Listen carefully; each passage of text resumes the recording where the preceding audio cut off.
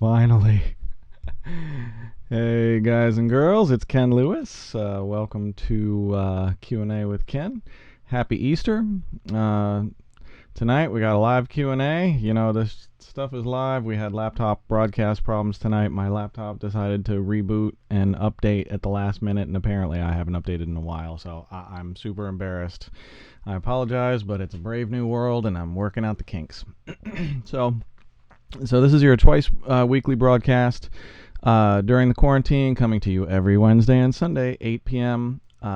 New York City time, from ground zero of the apocalypse right now, the COVID-19 outbreak, which is really hammering America right now. 560,000 confirmed cases and 22,000 dead today. So really just staggering numbers.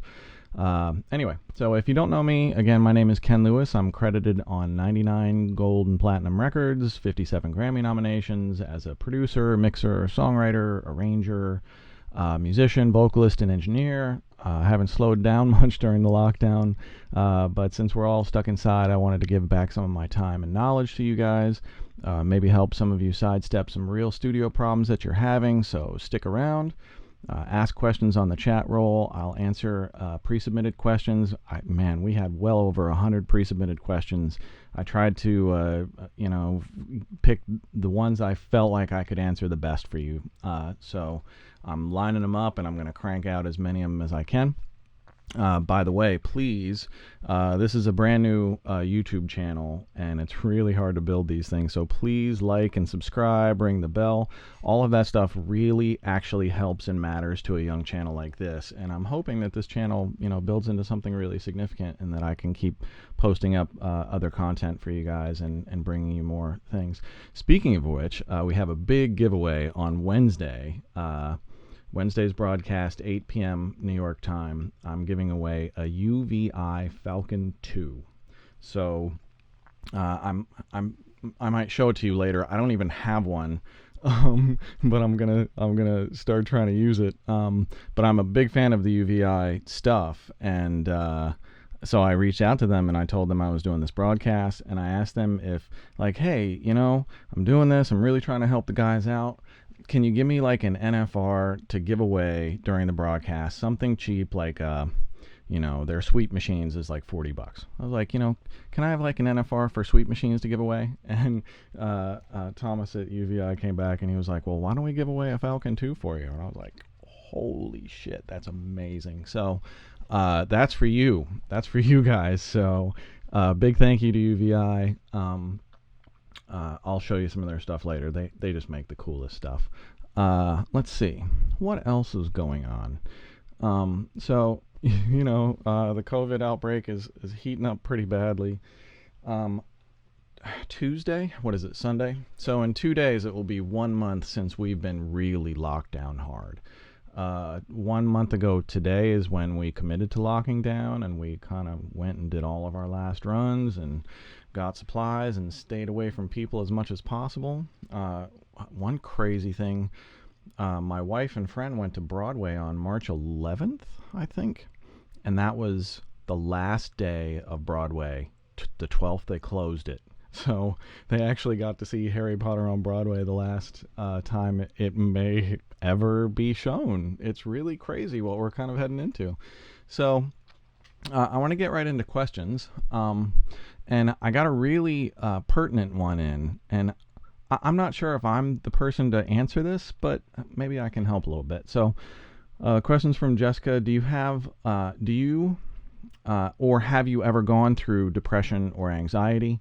If so, how did it impact your work, if at all? And what were some steps that you took to overcome that? So I don't really suffer depression and anxiety, thank God. I have a lot of friends that do. I know pot can help, but pot can also exacerbate it. But I think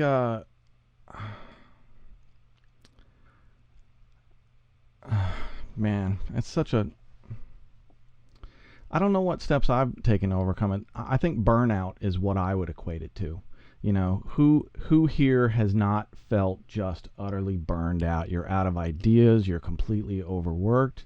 you can keep going like a machine over and over, but you don't feel like your work is productive, and you're, looking at the same screen. And those times, sometimes it just, you gotta step away for a while. You gotta step away and do something else. There was one summer that was coming up on the Summer Olympics, and I'm a huge Olympics nerd, and I just was hitting the wall, and I took a solid week off and only watched Olympics, and came back and did some of my best work after that. I think talk to somebody. This lock-in really sucks. I mean, I'm hoping we build a little sense of community here, and I'm hoping that you guys get through this. I know it's really tough times.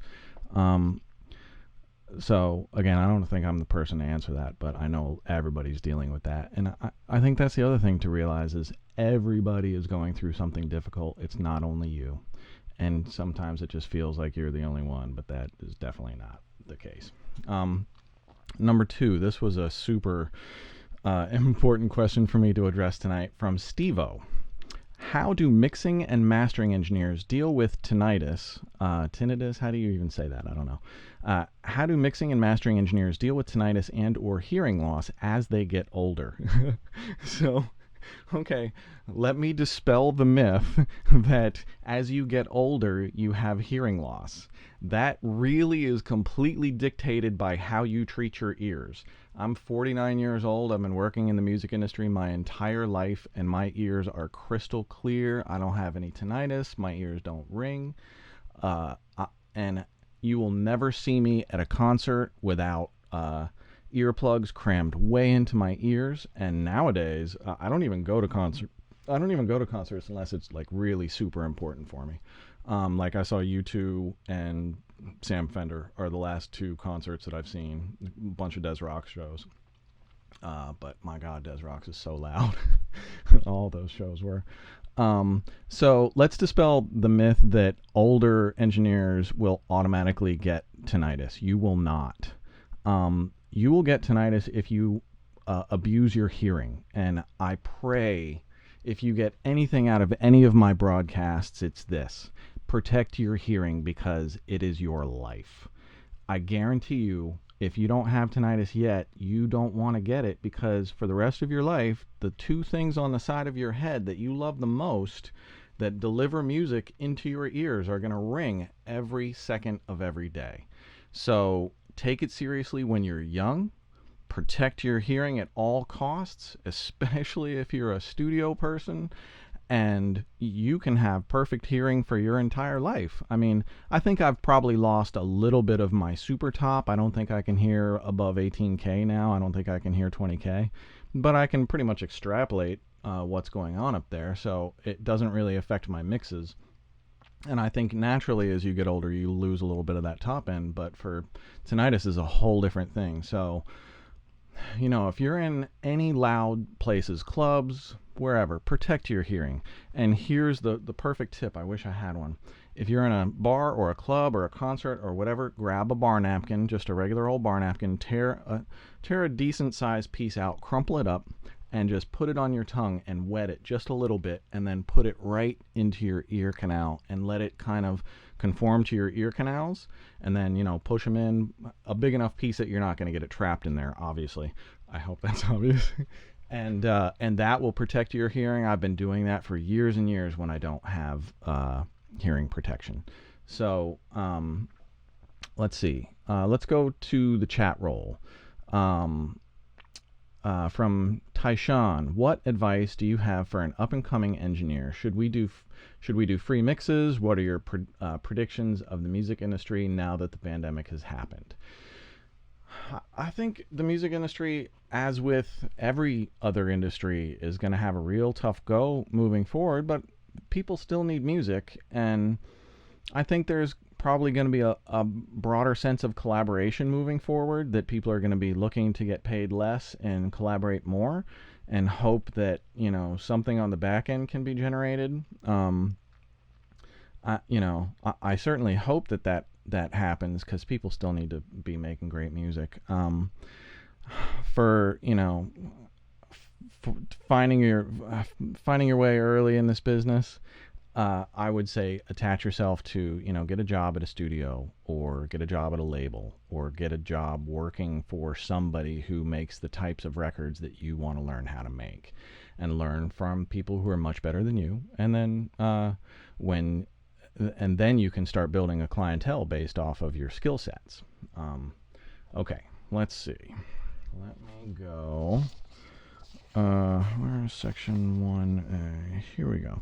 Oh, I've gotten a ton of mastering questions and Mixbus questions, and kind of like they're all the same, really, to me, because I don't call it mastering while I mix, but I definitely treat the Mixbus as I near the end of my mix as a mastered thing. I want to hear my finished mix coming at me like it's coming off the radio or coming out of my speakers from Spotify.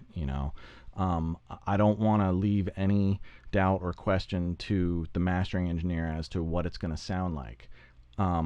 So let me show you what that looks like. So I'm going to pull up a song called Lento by J. Oma and Nitsu. And make sure I have that. Make sure I have that. Okay.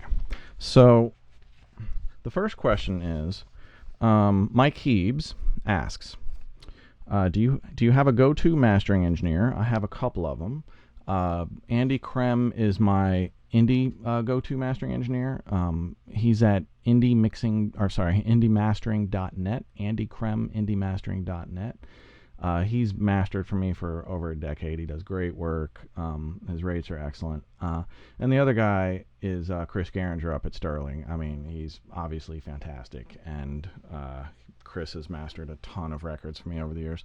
But I really, if a client wants to go with a different mastering engineer, I don't try and stop that. I'm cool with, whoever they're fine with. I figure, it's their responsibility to make sure the mastering goes well, not mine. It's my responsibility to deliver a great mix to master.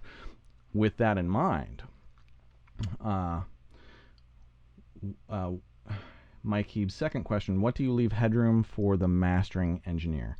I don't think about how much headroom I'm going to leave, as long as I leave a little bit of headroom or a lot of bit of headroom for them. Aside from that, I don't ever think about it. Do you take off any limiters before sending your mix to mastering? I send my fully limited, mastered, done mix, and I also will do, so if this is my master or my Mixbus chain right here, my last in the chain is this UAD maximizer, and my main limiter that's really bringing up the volume is this Pro L2. And so if I was to deliver an uncompressed mix to mastering, I would probably bypass the maximizer and the Pro 2L, because for me, those two things aren't really coloring boxes. They're more like volume boxes, and it's the mastering engineer can do volume better than I can, I hope, at least as well. But everything else to me is a coloring box. I'm shaping the sound of the mix somehow with each of these things. So let me back up and show you what I'm actually doing. So again, this song is called Lento. I mixed it a while ago.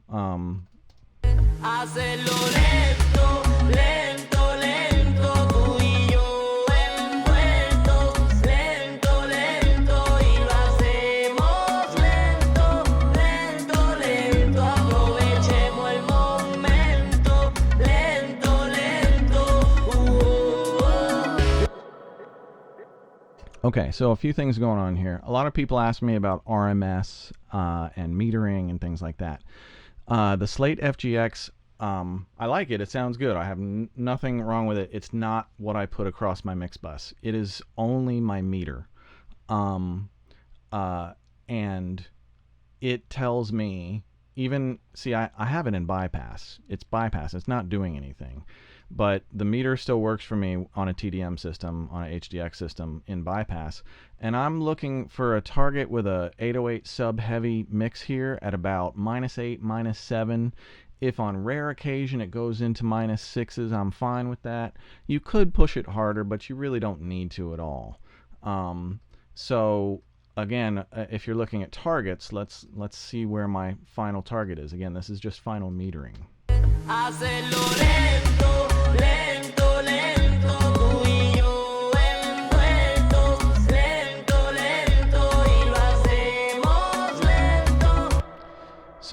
So we got that -8, -7 mostly rocking and touching -6s.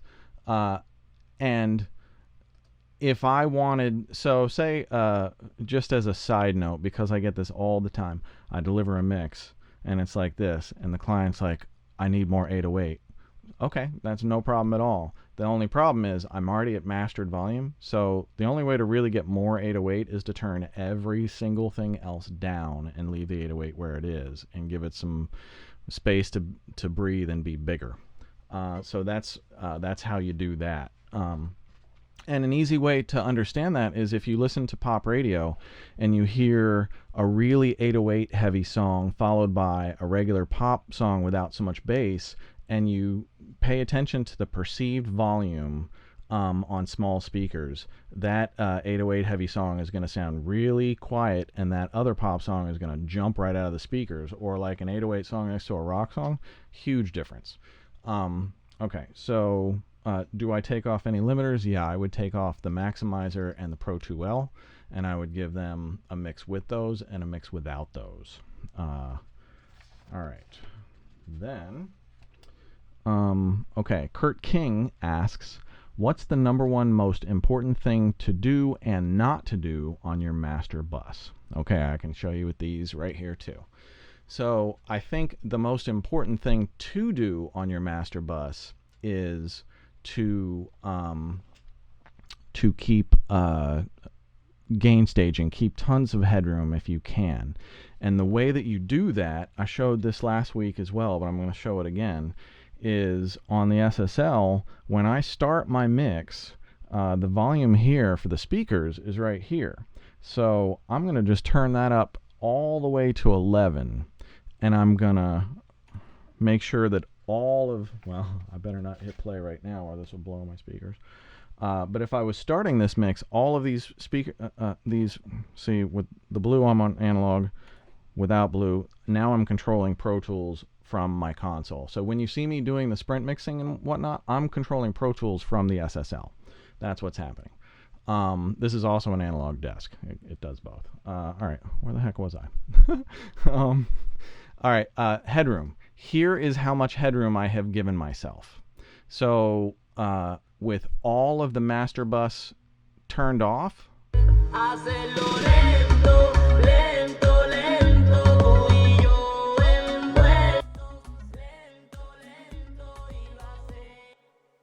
I'm at like -25, -26.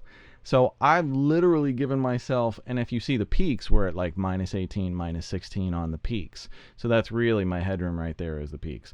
So if you look at, I've left myself about 15 dB of solid headroom in which to manipulate my mix, which is all I need.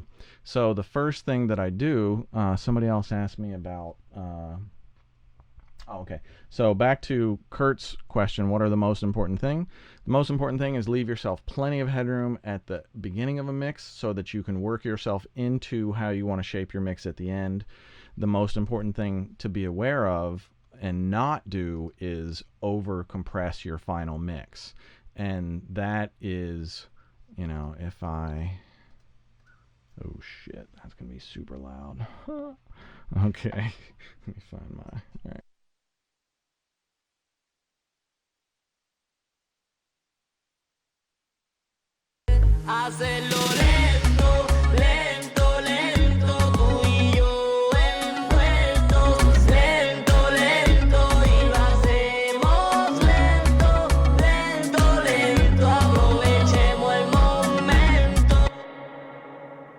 Okay, here's a cautionary tale.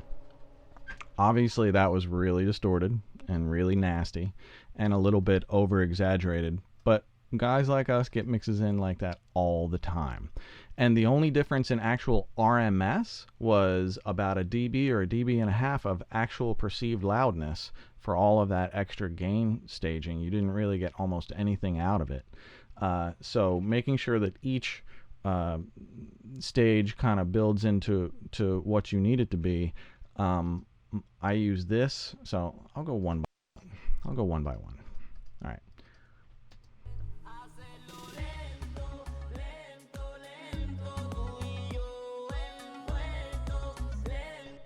So I'm just using this for some color, adding a bunch of top end for this. The Very-Mu is really going to add the volume. And if you see I use super slow attack, super slow release, this is just a glue box, man. This just glues different sections of a song together really well.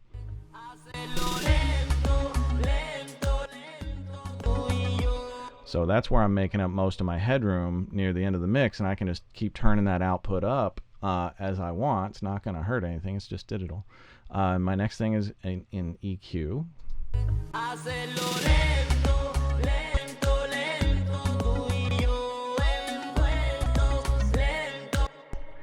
This Pultec Pro Legacy is a monster. I absolutely love it. It's just super 3D. And then the FabFilter L2.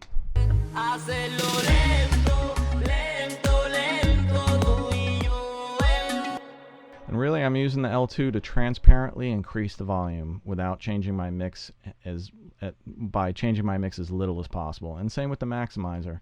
The UAD maximizer at the end, I'm just giving a little bit of extra push.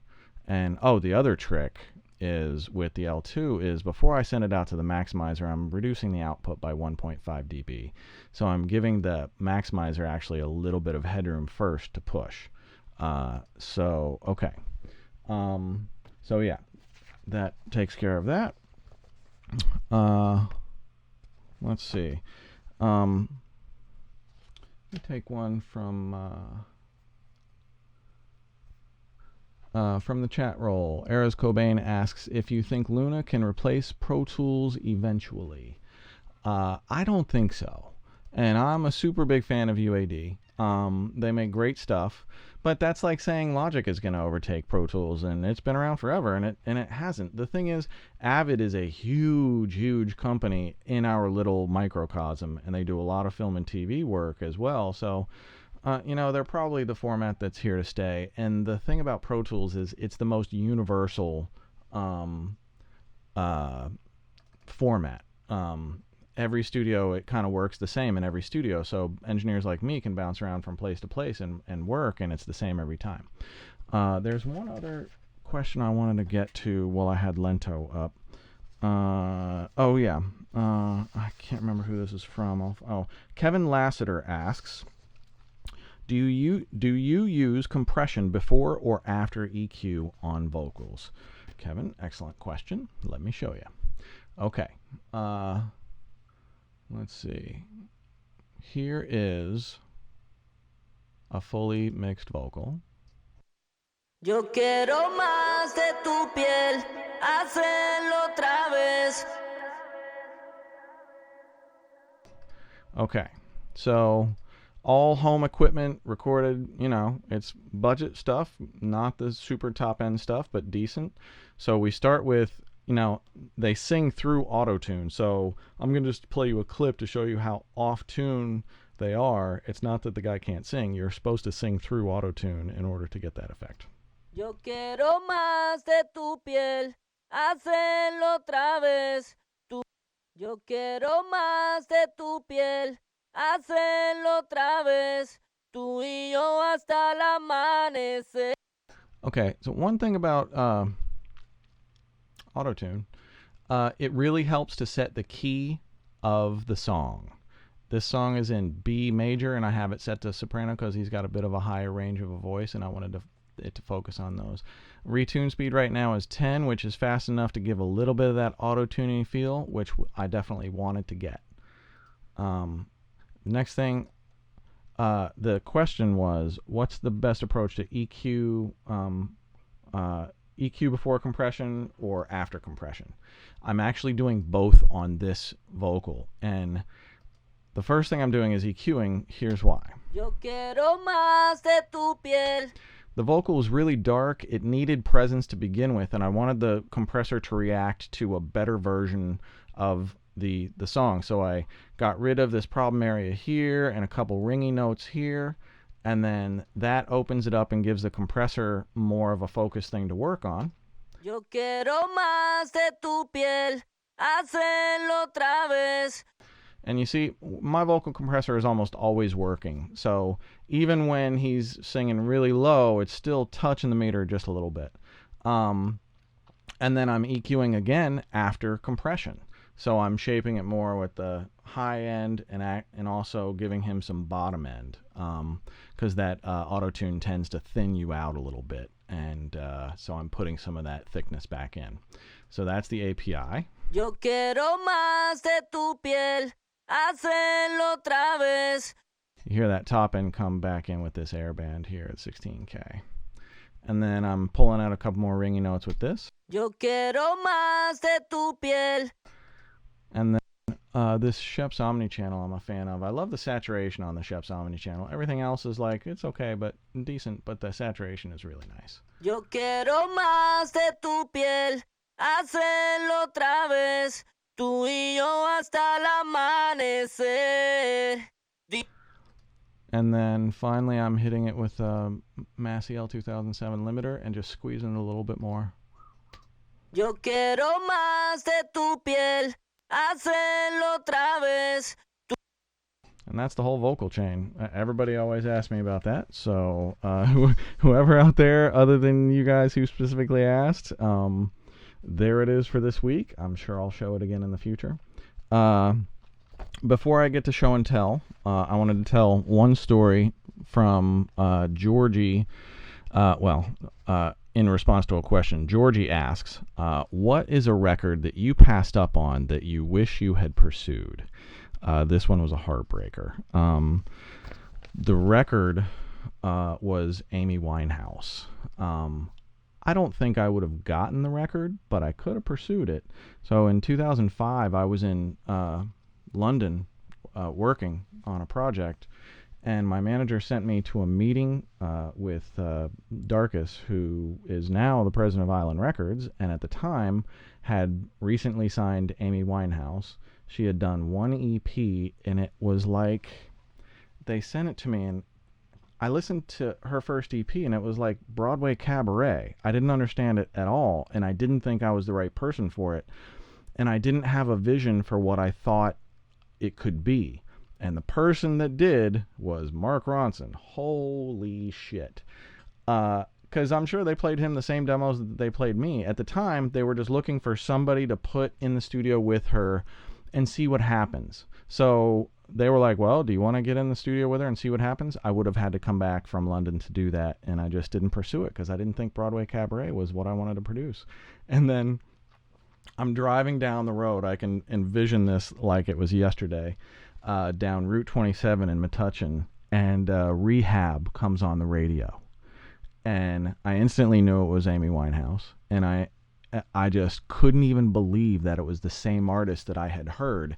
And I just pulled the car over and listened from start to finish, absolutely mystified, knowing that I had just missed a whale. But the flip side of that story is, if I had gotten the job, I don't think I would have done what Mark Ronson did. Everybody kind of brings their own unique flair to it, so I don't think I was the right person for that gig anyway. So, there you have it. I'm going to pull up a bunch of 808 stuff. I'm going to do some show and tell for you guys. So, who was asking me? Oh yeah. So this comes off of a question. Jacob Lucas asks, what is the best method for making radio sounding heavy 808s? Glad you asked, Jacob. Because I get to do that all the time. 808s. Okay. So I don't necessarily use all of these. The two that I mainly use are 808 Warfare, and I've started using Sublab, and I kind of dig that. But the key to 808s is picking the right damn 808 in the first place. That is so crucially important. And there are so many choices out there that you just need to be patient and dig until you find the right one that works with your song. And make sure it's in tune. You can tune 808s with auto tune. Let me show you these. Okay, so this one, I'll just go through these so you guys see some of your choices. This Sub-Zero is, I believe Justice League created this one. They certainly rep it. So, I haven't gotten too much into this one yet, but I've been meaning to. It's got just going through for today, it had a bunch of really cool shit. So Sub-Zero might be a really good choice. One of my favorites is 808 Warfare. I think I got the Yeezy 808.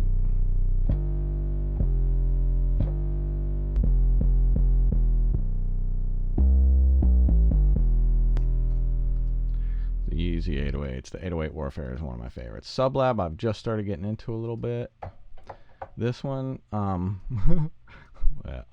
no, it just crashed. Uh-oh.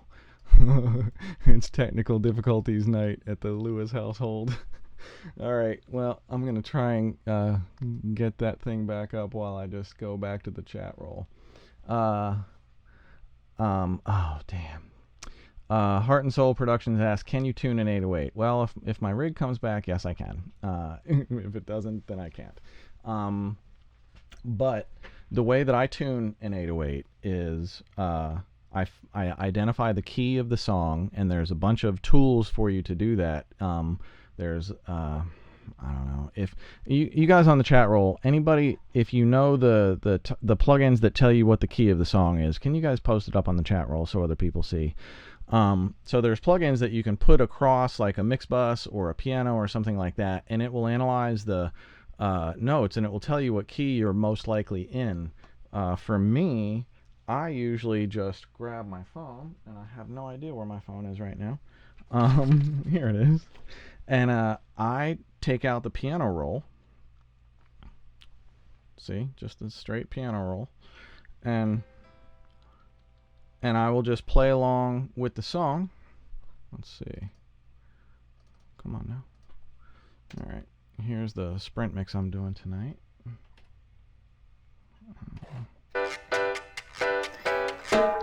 So I want to find the key of this song.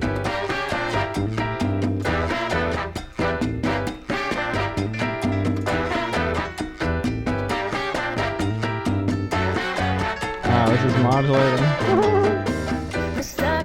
So I think the song changes key, so it's probably the worst example I could have used. But usually I'll just, songs usually are in one key, and they have 8 notes, and those notes don't change. And you figure out what all of the notes are, you dial that key in, and it will tune your 808. It will tune anything that you want it to tune. All right, let's get back to, let's see if this will come back up. Okay, so, yes. Oh, this is probably going to crash soon, so let me pour through this. So, like I said, Wednesday, we're giving away the UVI Falcon 2, which is a badass workstation. I just couldn't even believe when UVI offered to let us give one away. I wanted, like, the low stuff. Anyway, so in checking out some of their new stuff, I found this. Oh, my God. If you get nothing else from this broadcast, get this. Yes, it is the 8-bit synth, and that's the quirky one, but man, the sounds on this are just so cool. Oh.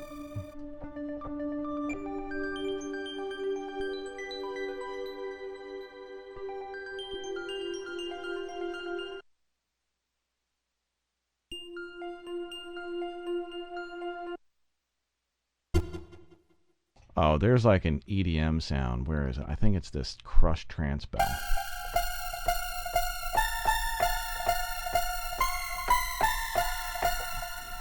I mean, this thing is like just a plethora of amazing sounds. And the reason I'm showing you is I get asked by a lot of people.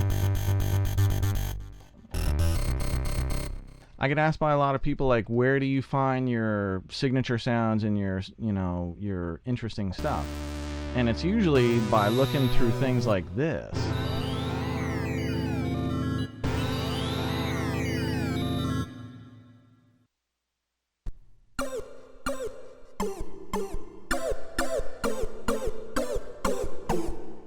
All right, crazy. So check out the 8-bit synth. The other thing, actually my very favorite thing from UVI is this toy museum. If you haven't seen this, check this stuff out. I think it's called Toy Suite now. I think 8-bit synth is in there. Acoustic Toy Suite and electric Toy Suite. They have modeled all of these crazy kids' toys, like hundreds of them. And most of them are not super usable. But every now and then you stumble onto something that's just like, I can't even believe that sounds that cool. And there's just a bunch of stuff. Like, here's a perfect one. Oh, come on. Is it this one? Yeah. Check this out. I mean,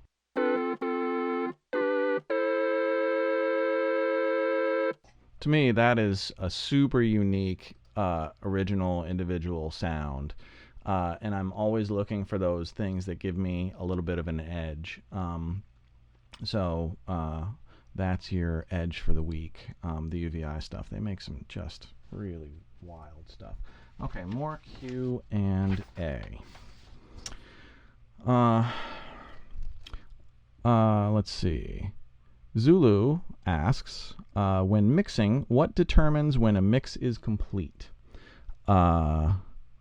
And also a similar question, so I'll just answer both of them at once. I'm going to completely botch this name. I'm sorry. Druv Kanogia? You know who you are. Getting the mixes right is a very important thing, but how do you know when a mix is done? Working on a song for 5 or 6 straight hours, I find it difficult to find the differences because my ears are adjusted to that sound. How do you go about it? Great questions.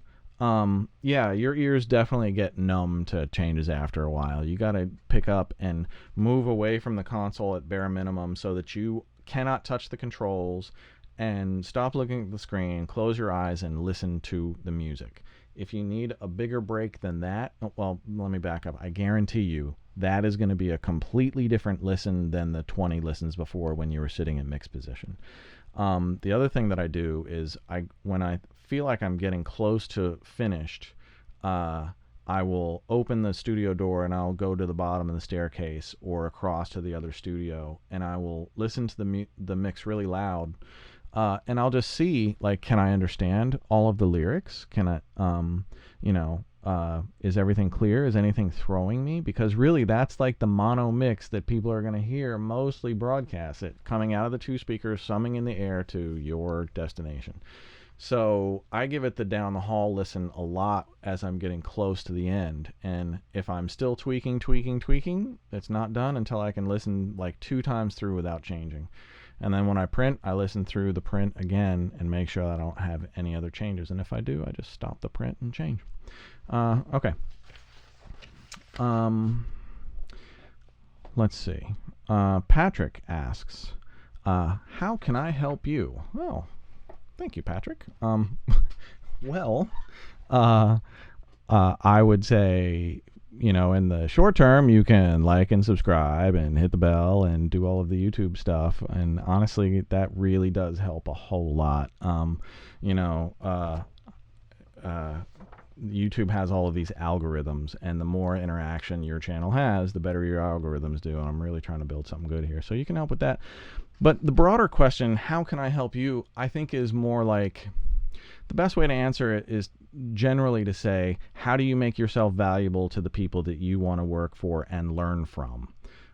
Because really, I think that's probably what we all want to do early on is, get together with somebody who can teach us far more than what we currently know, or just lock ourselves in a room and have time to grow and get much better at what we do before the rest of the world has to hear any of it. So I think how can, the question of how can I help you is, how do you make yourself valuable to those people? and how do you connect yourself to those people. And that's just networking and, making sure that you have something real to offer and not some bullshit to offer. And, okay. Let's see. From the chat roll, Steve Oldfield asks, is there a core frequency range for the 808s that you develop from? No, I think 808s, I'm looking for consistency because a lot of moving 808 bass lines, each note will have its own volume. So sometimes I'm assigning each different note its own volume through the entire mix. I'm also looking to make sure, if it's important to the song, that 808 cuts in small speakers. So I may fuzz it up a little bit, distort it a little bit. You can do that with like let me see. I might be able to show you a couple quick techniques. Yeah. All right. That's already buzzy.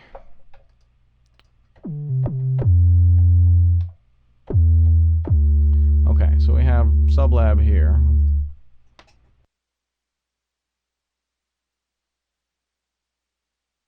Let's just go Decapitator. Here's paralleling. People ask me about paralleling all the time. This is parallel processing. So I'm distorting it, but then I'm taking the wet-dry balance down so that I only get a little bit of the buzz mixed in with most of the just solid. So here's dry. Oh, sorry. Here's wet. And here's in between.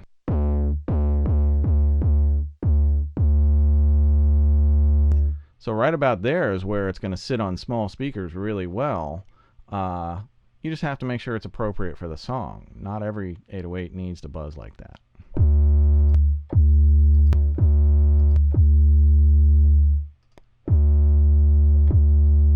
And you can just tailor it to whatever this is super shapeable. I'll use this to do that. I'll use FabFilter Saturn's pretty cool to buzz up 808s. Waves L1 just for a straight super fast attack release limiter that makes it buzz that way. I can show you that real quick. L2 is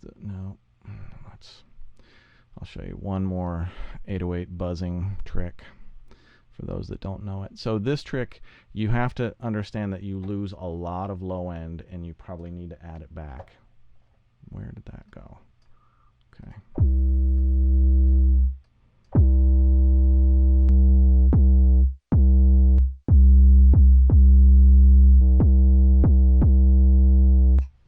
So that's a way. All this is a super fast attack, super fast release. You can get it even faster. And as you slow the release down, that buzz goes away.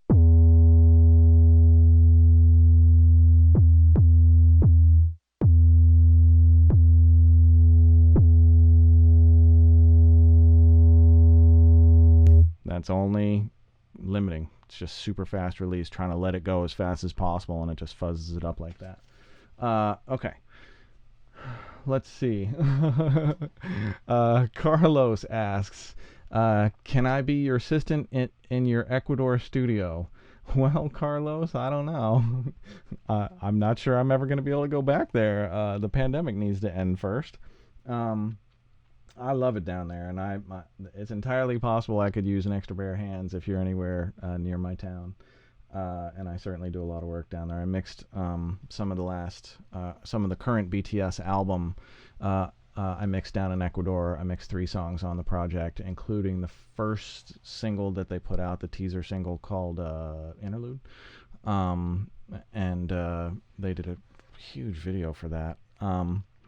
So yeah, I love working down there. I encourage anybody to dream big. For me, when I first my first thought of like wanting to work on the beach was my honeymoon. We went down to the Caribbean, and it was my first time in the Caribbean, and just walking that beach and looking at the water, I was like, if I could just somehow, someday figure out how to live in a place like this and be able to work, I would be the happiest person. And absolutely 150% am the happiest person when I'm down there working. I highly recommend, if you know, investing in your success, and all of music paid for that. So it was a real way for me to kind of look back at all of the sacrifices I've made in my career and gone like, wow, I'm on the beach in Ecuador in my penthouse because of music. This is really fucking incredible. Yeah, there are rewards to this if you work your ass off hard enough and nearly die doing it. But I wouldn't change much. Okay, from the chat roll, Mixed by Science. If you only had one 808 plugin to live with, which would it be? I don't know, man. That's why I think everybody is, I showed you guys a bunch. The other one is 808 Hot Sauce. I'm not really super huge on that. And the Omnisphere, I looked for 808s on that. They're terrible, so I can tell you where not to go. Usually I love Omnisphere, but for 808s, it's real garbage. I'd say 808 Warfare or Sub-Zero or Sublab are probably three solid choices. For sub basses in general, I like Spectrasonic's Trillion is really good. So there's a bit of that. Let's see. From the chat roll, Robert Senanes asks, how many takes do artists like Kanye do for a song? When do you do the vocal comp? So I do a lot of things for Kanye. I don't usually record him. I've recorded Kanye once or twice. In fact, one of the times I got to record Kanye and Beyonce in the same night. It was just incredible. But that's like the only time. Usually Kanye calls me to create music for him or co-produce something, or like I created the horn sections on all the lights. So, I don't really do that for Kanye. For other artists, when I'm producing vocals, I try and get as many great takes out of the artist as I can while I feel they're in the zone giving me great takes. If I feel they've given me great takes and now they're starting to slip a little bit, that's the time to pull the plug and start comping. But that could be 6 or 8 or 12 or 20 takes into it. I will push a singer as long as I feel like I'm getting great stuff out of them. I will continue to search for great stuff, and then I will comp it later, and I will look for the best of the best in that performance. From the chat roll, Fabio wants you to speak about live drum mixing. Well, Fabio, live drum mixing. Fabio, can you re-ask that question a little bit more focused? I'm not sure what about live drum mixing you want to know. I could spend 2 hours talking about that, but I want to be a bit more focused on your question if you can focus it. So speaking of Kanye, I'm going to go into Storytime with Ken. Tell you guys a little bit about the trials and tribulations of working on the College Dropout. So I've been working, I actually haven't worked with Kanye in a little while now, but I started working with him around 2002, I think, and worked on everything through Yeezus. And did a bunch of stuff on Pablo, but none of it got used, unfortunately. It's a drag. But anyway, so during the College Dropout, Kanye had gotten in this terrible car accident, and he used to live in New Jersey. And the last time I had seen him face to face, he was in Jersey and healthy and no car accident and no record deal. And then he went out to LA and stayed there for a while, and then got in his car accident, got his record deal, put out Through the Wire. And he was building, and I still hadn't seen him in ages. We hadn't reconnected, and there was a showcase one night. Like 5 producers were showcasing their artists, and me and Brent, we are Catalyst. Me and Brent were showcasing an artist that we were developing with a brilliant writer named Mary Brown. I can't remember the artist's name. Kiana, I think. Kanye was showcasing John Legend that night, the unsigned John Legend. And so John Legend performed solo acoustic. Everybody else mostly performed backing tracks. There was a few other producers there and managers who were showing off, their rappers and whatnot. But really, the 2 stellar artists of the night were my artist and John Legend. And what a chance to see him so young. But then I caught Kanye at the bar after the showcase, because I hadn't really seen him all night. We had just kind of seen each other from across the room, and I walk up to him, and he had lost a lot of weight, and he looked really great, and he was recovered from his accident, and he was, I had heard that he was making the College Dropout, and I walk over to him, and I'm like, we kind of catch up real quick, and I just tell him, I'm like, look, dude, I know you're making this album. I need to be a part of it. I think it's going to be really incredibly great, and I need to find my way onto it somehow. And he called me the next day and started sending me work on it. And I think I ended up working on, I worked on 7 songs on the College Dropout. 5 or 6 made final release. And I did everything from writing to music to arranging to singing to playing multi-instruments to mixing everything under the sun. I did a little bit of everything here and there all over the place. And I also found, this kind of goes along with it, Jamal Aaron asked me earlier from the submitted questions, what was the most challenging project that you've worked on in your career? And I think the College Dropout would certainly rank. It was, I told the Public Enemy mixing story maybe last time or last week, and how grueling that was. But over the course of the last 2 weeks before the College Dropout was turned in, it was like an hour or 3 a night, every night for 2 weeks without sleep. And it was just absolutely grueling. And at the end, I was practically delirious. But, it kind of the same with like Public Enemy. You knew at the time that you were really making something really special. And that doesn't come along every day. I mean, you wish it would. And you're always, I'm always wanting to work on great stuff. And I think I've always got great stuff on my plate. I certainly do now with the group that we're developing called Harlore. I have such huge hopes for them. I think they're going to be really incredible, and we're going to be putting out music soon. But yeah, so there's your the College Dropout. The challenges were really sleep deprivation and just mental focus. I mean, after a while, you're just so worn out, and you still have so much work to go. And you don't really have much of a choice. You just got to do it. And in my younger years, I was much more durable. I could definitely pull that stuff off like that more easily back then. So I'm going to do a lightning round of questions. I'm going to see how many of these I can actually get through. I make the beats. Do you use any 500 series modules? If not, is there a particular reason? I don't. The reason would be I just never really got into them. I always carried racks around, so I always had full-size rack gear. When I was coming up in the mixing world, not many of my contemporaries were using 500 racks. It just wasn't really a big thing, so I never really got into it, and later on I just never got into it.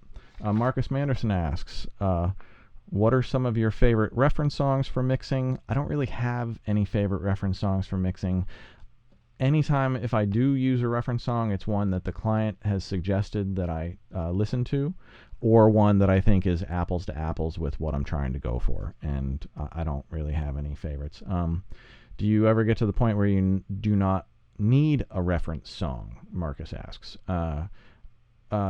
I'm there.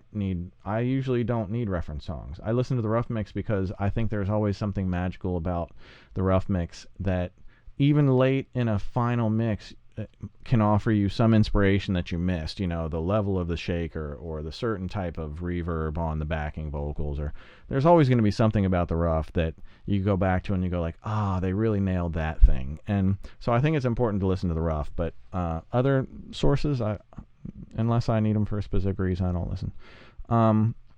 Nick asks, I was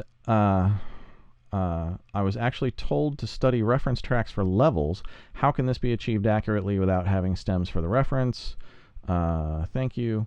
So, Nick, I think basically what those people were telling you was like, your finished compressed mix should be roughly balanced with whatever your reference material is. So if their 808 is hitting at this volume, your 808 should hit at this volume, etc., etc. I think that's kind of what they're talking about with not using stems, but just comparing what's going on in your full mix to what's going on in the finished mastered song that you're referencing.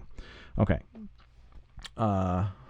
Let's see. John H asks, Ken, last week you gave an answer in passing that solved a problem I've been trying to solve for 5 years. Well, that's amazing. Is there anything out there that could show me accurately how much RMS is being used up in my mix? Okay, so if you were paying attention, I showed you that on Lento, and I would say pop RMS is usually -8 to -10 on that Slate meter. It's going to be different on different meters. I trust the Slate one because I know what it does, and I've seen enough other mixes go through it to know where my targets are. But I think your broader question is, you go on to say, from low to high frequencies, I don't hear my work. Blah, blah, blah. I think you're looking for some sort of like a frequency analyzer. I don't really use those, but it might help you. I try not to mix with my eyes. And I think frequency analyzers make you mix with your eyes. You look at those things and you go like, oh, it doesn't look like I have enough high end, so I'll turn up the highs. And next thing you know, all of your shit is out of balance. So use frequency analyzers at your peril. I think RMS meters are super important in mixing, but aside from that, I just try and get a big, huge, well-balanced mix. Okay. This is an anonymous question. I'll answer it the best I can. We all have days that things are harder than others. How do you deal with those sessions or mixes that make you question your capabilities? And is it normal to have self-doubt in a creative capacity? How does somebody in your position deal with it?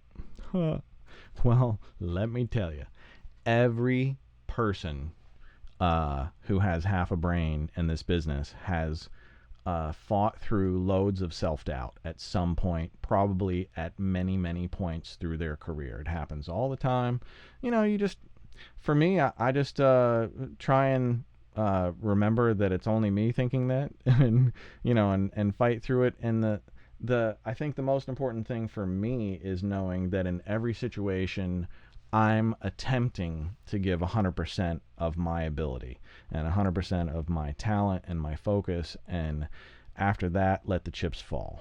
And I'm always on a personal level trying to improve my own skills on my own time. And I'm also using my client time to try and improve my skills. I'm always trying to get better. So I feel like I don't even know if I'm effectively answering this anymore, but maybe I am. Let's see. Yeah, you're not alone. Everybody goes through self-doubt. Everybody. I'm long past it. At some point, I just stopped caring what everybody else thought and just decided to do my best work and let the chips fall. And that's worked out pretty well for me. Okay, from the chat roll, Phoenix wants to know what songs I worked on the College Dropout. I worked on All Falls Down. I played the guitar on All Falls Down. I worked on the one I have probably the most credits on is Last Call, the last song on the album, where it's like a 10-minute song. So basically, I did all of the music for that except for the kick, snare, and shaker. And I sang on it. So the here's to the rock, here's to Rockefeller. That's me. That's me singing that line, and that's me. I created all of that music. I got a co-write on it. I worked on when it comes to being truly true to me, one thing I found, no, you'll never let me down. Worked on that song. I worked on the Aretha song, but it didn't go. I mixed Heavy Hitters, which was a B-side. There's a couple more that I worked on. What a fucking great album. Oh, Family Business. I will tell you guys a story about Family Business sometime. I'm going to save that one. Chat roll from Bill McDonald. Are there types of music that you would mix in the box as opposed to out of the box? Not really. I'm pretty comfortable mixing anything in or out of the box nowadays, I would certainly say, like, I'm doing a sprint mix tonight at the end of this, a live Latin, and I mixed that. I I think the best place to have mixed that was live on the console. So I think more live instrument heavy music, I tend to like the console better. Smaller track count music, I think, lends itself to the console better. Huge, ginormous sessions lend themselves to in the box. Genre doesn't matter as much, I don't think. So I don't know what that means. Oh, that's right. So earlier I sent out a survey to a bunch of the people who had been on previous broadcasts, and just asking them if I do any new tutorials for Audio School Online. Who here knows that I have a school? So if you're checking out the broadcast and I haven't mentioned this yet, I have a school, audioschoolonline.com. So I have a ton of tutorials, and I teach kind of higher level stuff on it. Why did I mention that? I can't remember. On to the next thing. Mike Heaves, what amount of compression on average do you tend to commit to when tracking a hip hop vocal? I'm sorry. The survey. The survey. Thanks for keeping me on track, control room. The survey. So I think I sent out a survey, and I asked, which of these three would you like me to do a fully blown out course on, not just like a single tutorial. It was like using vocal distortion, or all about reverb, or getting in the box mixes to sound big and analog. And I think the consensus so far is neck and neck between vocal saturation and vocal distortion, and getting analog sounds mixing in the box. So I might be cooking up some of that really soon. I'm not really sure. Time is a moving target, because I've always got work coming in, and the phone is always ringing. So I've got to find new time in the day to cook these things up for you guys, but I'm trying to find it for you. Let's see. Let me see if I can get a couple more of these lightning rounds in. Gringo asks, is rDeEsser your go-to DeEsser? If not, what are your go-tos and why? Well, I'd say rDeEsser is my go-to DeEsser. I've used it for forever, and it just, for me, it does everything that I need it to do. I've never felt like I had to even attempt to learn a different DeEsser. But I think that's the thing. Everybody has their own thing. If you see rDeEsser here is, let me just pull it up. I've got a little bit too many plugins. rDeEsser. Okay. So I can't really put vocals through it, but usually I'll use it about like here, and I'll usually set my crossover frequency around about 6 or 7, depending on where it is.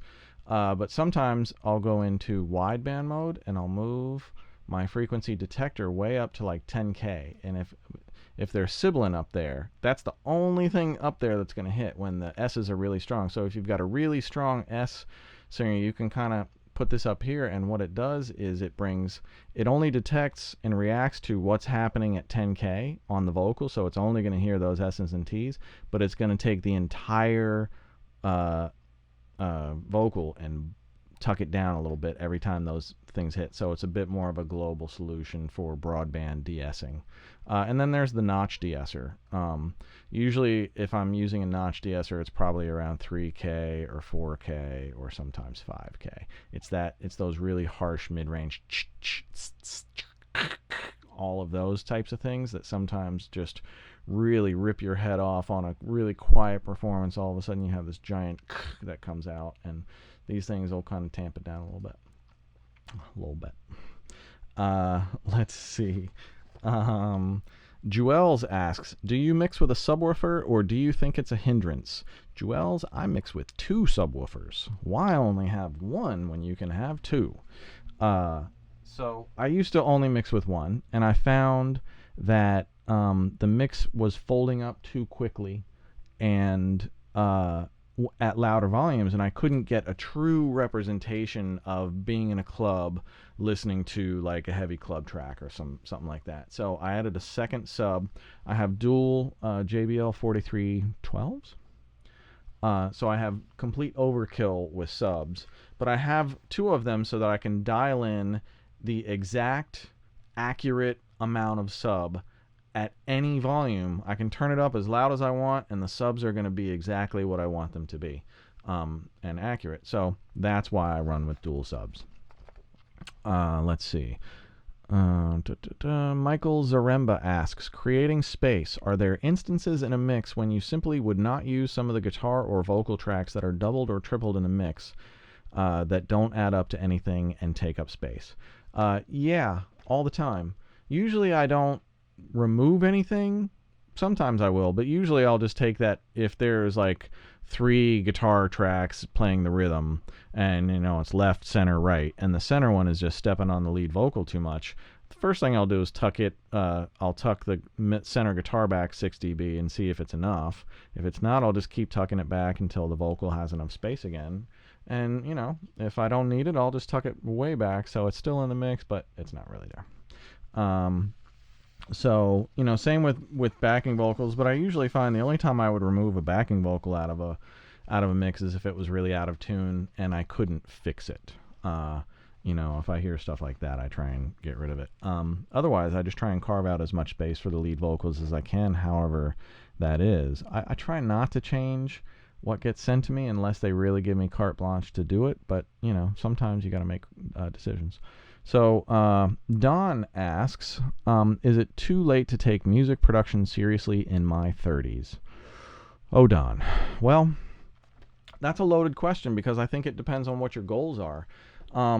I think I wouldn't quit my day job in my 30s unless you had saved up a long time for a lot of money. I think one of the people that you should check out and get inspired by, Don, is producer S1, Symbolic One. And I think he just put out a book, so I'm sure this story is in his book. It's called Pray, Plan, Execute, something like that. He has a saying, and he's a great guy, phenomenal producer, and I've worked a bunch with him. He produced Power that I sang on. And his story of how he became a known producer is really powerful, and I don't want to tell it myself because I'll screw it up. But I mean, talk about telling sacrifices and taking sacrifices and putting everything on the line for the belief in your ability. He took that to the nth degree, and it worked out for him. And I think that's an inspirational story. So go search for that. Luis Diaz asks, what kind of resources will I use if... Hang on. Oh, I see. What kind of resources to use if I want to change the feeling of a song from happy to sad or vice versa, from more emotional to less emotional? So I think generally speaking, the way to answer that is, for those of you who are not really musically savvy, music has 2 main keys, a major key and a minor key. And a major key sounds happier, and a minor key sounds sadder and darker. So I wish I had an example of a major key song off the top of my head. But anytime that you're hearing a sad song, almost certainly it's in a minor key. So that's one way. The other way is, just the concept of brightness and darkness. Usually sadder songs tend to be warmer, darker, moodier, less going on, more ambient, more space, more brooding, and the poppy stuff can be really in your face and bright and loud and 4 on the floor. So I think those are a couple suggestions on how to do it. Okay, from the chat roll, this is Torch. There's an emphasis on speed when it comes to production, writing, and mixing. Any tips? I don't put an emphasis on speed. I do on mixing. I think mixing fast is important because you want to get everything into the mix as fast as you can so that you hear what's in your mix. But production, I usually am a really slow producer, and I take my time and I search a lot for unique sounds, and I search a lot for the correct sounds. And that the better you can do a job of that as a producer, the easier the mix is going to be. A great produced song should be super easy to mix, unless it's just a load of tracks, and then it's, the challenge isn't going to be the recording part of it. That Producer S1 book is called Pray, Focus, Plan, Execute. So check that out, guys. I haven't read it, but I've heard enough of his story, and he's told me enough of it, and it's really fascinating. And he's a brilliant producer, worth following if you don't know who he is. Okay, let's see. From Matthew P. Where does an engineer's job end and a producer's job begin during the recording phase of the project? Ooh, wow, that's that's a series of landmines to jump into. Where does the engineer's job end and the producer's begin? Well, I would say this. I hear a lot of engineers complain after the fact. They didn't give me my credit. I ended up producing those vocals, and they just listed me as engineer. And my first question to that person is, did you ask them for the vocal production credit, or did you just expect that they were going to give it to you? Because if you just expected they were going to give it to you, they're not going to. You've got to ask for that shit. And even more importantly, than that is the notion of knowing in the moment what you're doing. If you feel like you're working with a producer and you're now into some role that you didn't sign up for, you have one of two choices. You can A, stop what you're doing and re-talk business with the producer and work it out so that everybody's on the same page, or B, take the experience, take whatever credit they're going to give you, do that expanded role, and learn from it. The way that I became, or certainly one of the key ways that I became a great vocal producer, was that I started as a vocal tracking engineer. And I was the vocal tracking engineer that when producers weren't all that great with vocals, they called me, because I could produce the vocalist, or I could help produce the vocalist. I could tell the producer when things were in tune and out of tune, and when we needed to recut them, I could comp everything. I could do all of that stuff. So, yeah. Okay. Let's see. Be sure. Oh, so, yeah, I wanted to mention a couple things. I have all the Sprint mixing tutorials in Sprint Mixing Bundle, 50% off on at Audio School Online right now. EQ Basics for Beginners is also linked. They're linked in the descriptions below the video, so check those out. I am utterly spent. I'm not going to do a sprint mix tonight. Should I? I don't know.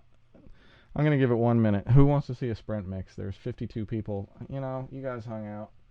Fuck it. How many times am I tired and I still have to work? I'm not going to give up on you guys now. You want a sprint mix? I will give you a sprint mix. All right. Oh, man. This is going to be a challenge. All right. Boom. Man, to anybody still on the broadcast right now, we still have a healthy amount of people checking out right now.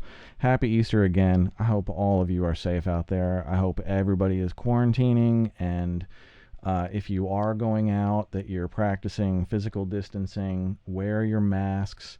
I tell you, the coolest thing about wearing a mask is it's like being a superhero. You can become anybody that you want to be. I highly encourage the mask experience. I really, really like it.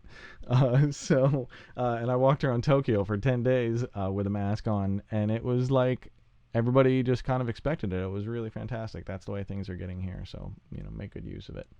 Again, like and subscribe to the channel, please. That stuff really helps. So the sprint mix that I'm going to do tonight is a song called Hardest Button to Button by the White Stripes, performed by the Williamsburg Salsa Orchestra out of Williamsburg, Brooklyn. All live. These guys are monsters. And so for those of you who don't know what the sprint mixes are, I won't go too in depth, but basically I feel like the sprint mixes are single-handedly the best mix training tutorials on Audio School Online, bar none. But they're the ones that you have to put the most work into to get the most results. But if you do, it's the singular things that'll make your mixes much faster, because it forces you. So the idea behind Sprint Mix is you have 10 minutes to mix a song start to finish. This song originally had maybe 40 or 50 tracks. I stemmed it out into about 25. So I have 10 minutes to go from faders down, nil, to completely finished song with all of these tracks. Most of them sound pretty good. They're only stems from the original final mix, but still, that means I have to make a critical mix decision and make it stick about once every 20 seconds or so. And not mess it up, which means really I need to make probably twice that many and fix them along the way. So without further ado, that's the deal with Sprint mixes. These, even for me, these are a super challenge. I mix on the Jedi level. There's 6 different levels. I'm doing a terrible job of explaining this tonight. Sorry, guys. But so there's 6 different levels. I'm doing the Jedi level, which is basically, if you can do this in 10 minutes, you can fuck with me on mixing level. So these things are designed to work yourself up up the ladder to Jedi level, step by step. I'm gonna just dig in and go for it. Okay, so this is Hardest Button to Button, Williamsburg Salsa Orchestra. Whoa, everybody, thanks for hanging in the broadcast. It was a crazy one. Wednesday's broadcast is going to be a great one, and I promise no technical difficulties, and somebody is going to win UVI Falcon 2, so stick around for that. Take care. Setting the time on... Ooh, I'm going to set the lights tonight, too. Yes. All right. I'm going to indulge myself a little here. I love this. This is the death metal setting on my lights. All right, so we're setting the death metal setting on the lighting. And we're going to set 10 minutes on the clock right there. And I'm going to have a finished mix in the next 10 minutes. There we go. I have started.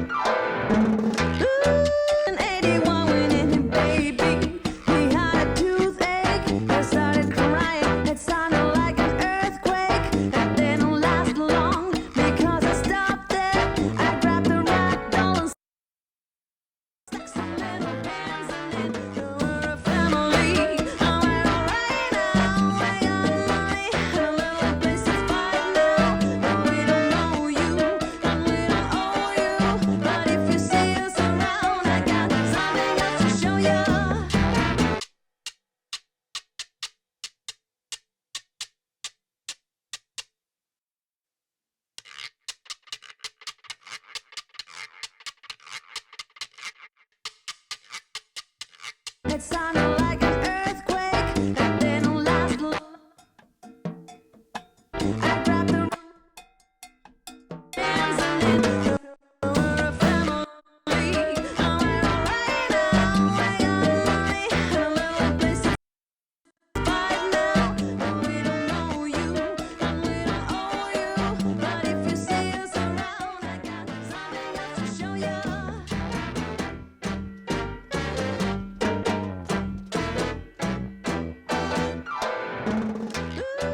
In 81 we didn't have baby.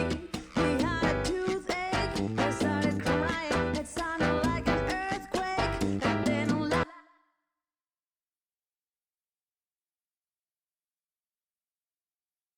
long because I stopped it. I grabbed the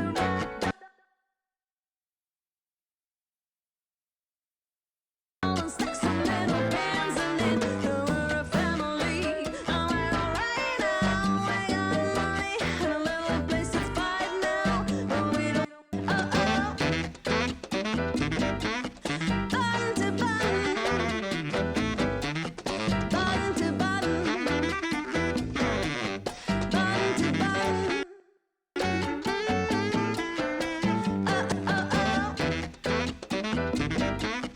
Button to button, button to button, button to button.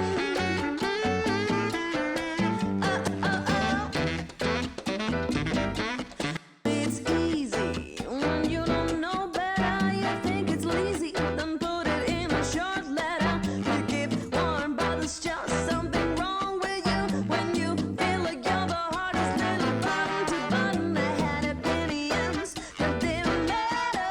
I had a brain that felt like pancake. Thought I got a backyard, but nothing in it except a stick, a dog, and a box with something in it.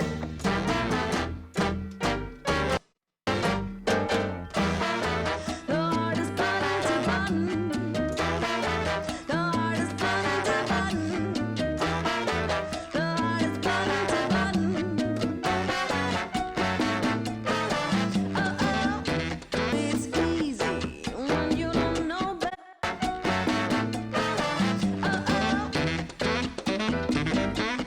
Button to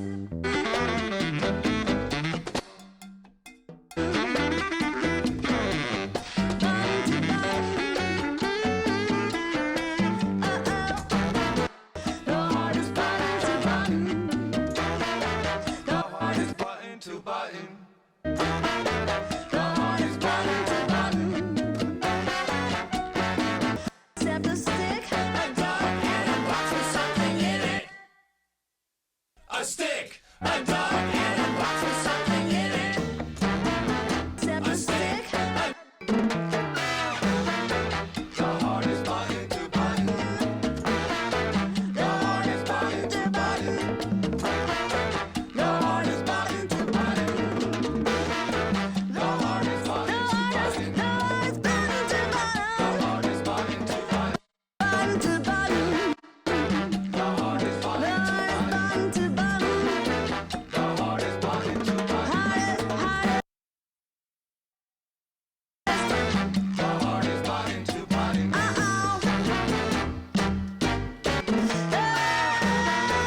hardest button to button. The hardest button to button. This is cheating, but this is kind of like Lander. So anybody who is trying to learn mastering, this thing, the Ozone 8 mastering assistant, can kind of teach you how to master. The hardest button to button. Hardest, hardest. The hardest button to button.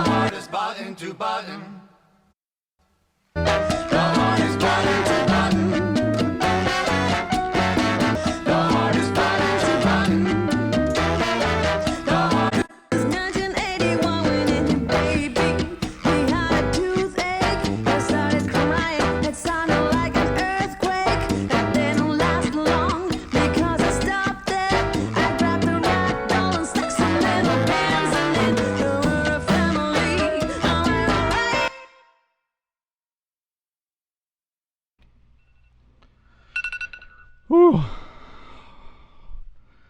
That is so mentally challenging.